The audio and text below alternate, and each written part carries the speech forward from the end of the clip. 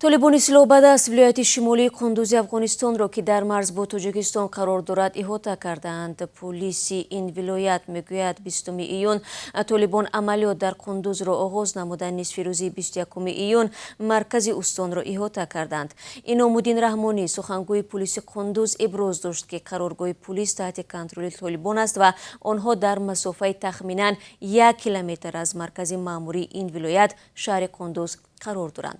тибқи ислоҳи ҳамин манба, Толибон роҳҳои пайвасткунандаи вилояти Қундуз бо дигар манотиқи Афғонистонро зери тасарруф қарор доданд.